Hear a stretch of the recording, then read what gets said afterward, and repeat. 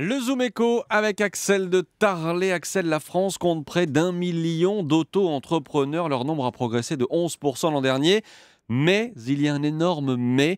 Malheureusement, le revenu des auto-entrepreneurs reste faible. Il diminue même. Oui, alors exactement, les chiffres ont été publiés hier. Donc effectivement, la France compte 911 000 auto-entrepreneurs. Donc c'est un chiffre en hausse de 11%. Preuve quand même que ce système attire et qu'en ces temps de crise, beaucoup de Français essayent de s'en sortir par eux-mêmes, par leurs propres moyens. Alors vous l'avez dit, le revers de la médaille, c'est que malheureusement, en ces temps de crise, les affaires sont difficiles et le revenu des auto-entrepreneurs recule par auto-entrepreneur, moins 2,8% à 4 400 euros par an. Ça veut dire que par mois, ça fait moins de 400 euros.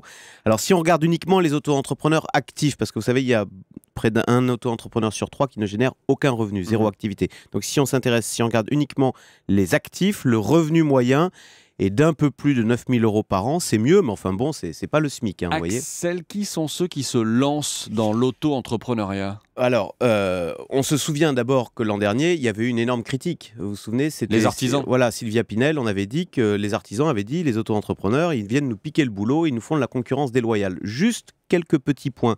D'abord, contrairement à ce qu'on essaye de nous faire croire, il faut préciser que les auto-entrepreneurs payent des charges. Ils reversent 23% de ce qu'ils gagnent, c'est pas rien, en impôts et taxes. Deuxièmement, si on regarde les chiffres, on vient d'expliquer que les revenus sont modestes, on l'a dit, et en tout, les auto-entrepreneurs génèrent 6 milliards de revenus par an, donc c'est très peu comparé aux 300 milliards de l'artisanat. Donc c'est faux de dire que le bricoleur du dimanche déstabilise tout le secteur. Alors il n'empêche, c'est vrai, ce système génère des abus, on voit des patrons qui poussent leurs salariés à devenir auto-entrepreneurs, comme ça le patron ne paye plus de charges.